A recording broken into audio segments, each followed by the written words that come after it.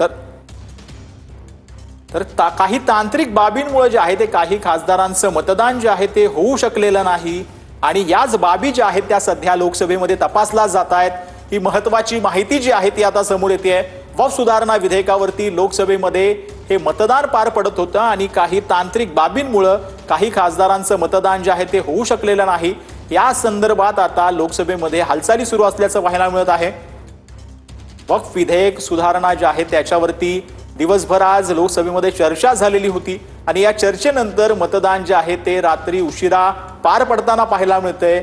या संदर्भात लवकरच हे विधेयक पारित होतं की ते नामंजूर होतं हे देखील पाहणं महत्त्वाचं ठरणार आहे।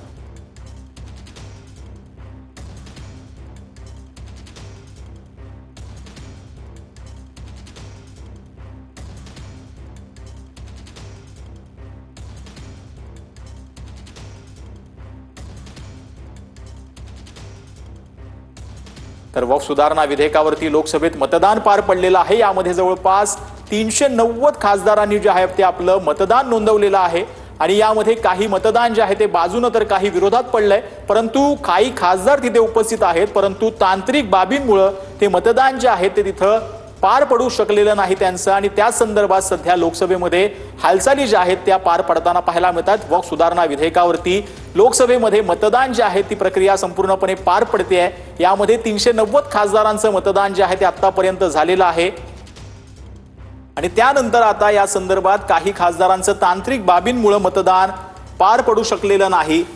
आता त्या संदर्भात लोकसभेमध्ये सध्या हालचाली ज्या आहेत त्या सुरू असल्याचं पाहायला मिळते। लोकसभेमधील सचिव जे आहेत ते खासदारांच्या डेस्कवरती जाऊन या संदर्भात चर्चा करतायत।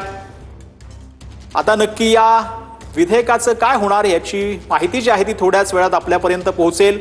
वक्फ सुधारणा विधेयकावरती लोकसभेमध्ये थेट मतदान जे आहे ते पार पडताना पाहायला मिळतं।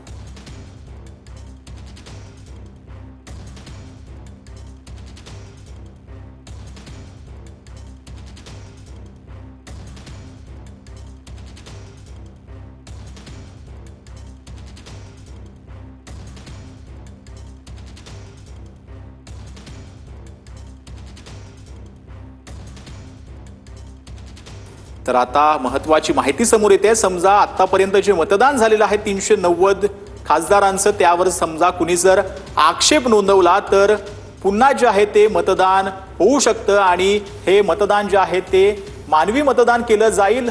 त्या संदर्भात प्रक्रिया देखील लोकसभा सचिवालयाकडून सांगण्यात येईल, परंतु जर समजा कुणी आक्षेप घेतला नाही तर या संदर्भात जे मतदान आतापर्यंत वोटिंग सिस्टीमद्वारे इलेक्ट्रॉनिक वोटिंग सिस्टीमद्वारे झालंय ते ग्राह्य धरून हा संपूर्ण विधेयकासंदर्भातला निर्णय जो आहे तो लोकसभा अध्यक्षांकडून दिला जाईल।